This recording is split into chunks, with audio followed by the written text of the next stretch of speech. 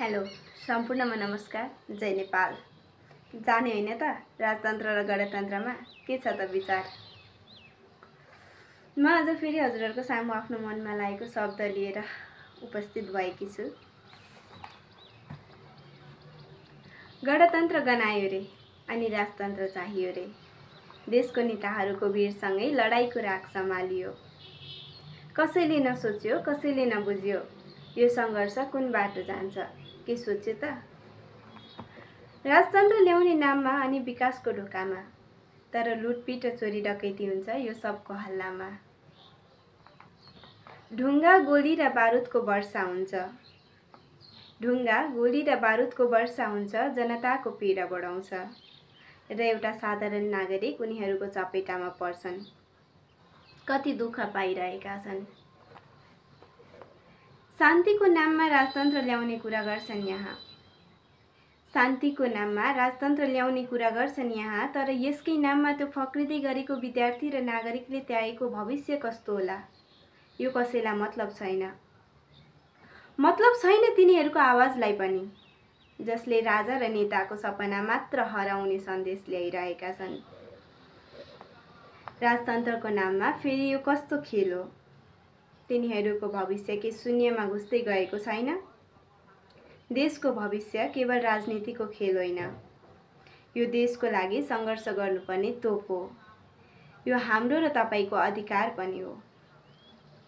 देशको भविष्य पाउने हो भने सपना भनेको स्वच्छ, सत्य र परिश्रमको मार्ग हुनुपर्छ। कसैले नबुझ्दो जनताको हालतलाई राजतन्त्र र गणतन्त्रको नाममा साँचो शान्ति त कहाँ पाइन्छ र हजुर?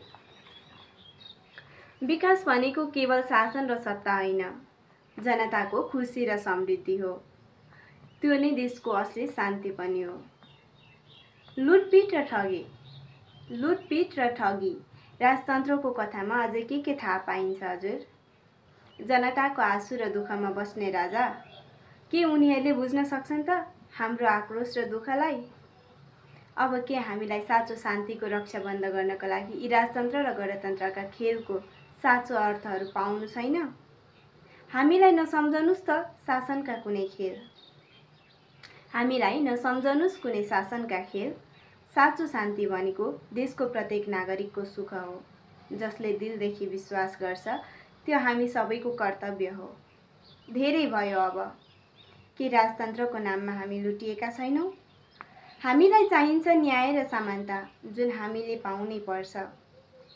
कसैले भन्छन् देशलाई शान्ति चाहिन्छ रे, अनि राजतन्त्र ल्याउँदा यो समस्या समाधान हुन्छ रे। तर के त्यो देशको भविष्य, त्यो कलिलो विद्यार्थी अनि देशको एउटा नागरिकको विचार कसैलाई छैन? के यो नयाँ युगको सपना हो कि पुरानो लुटपिटको पुनर्निर्माण हो?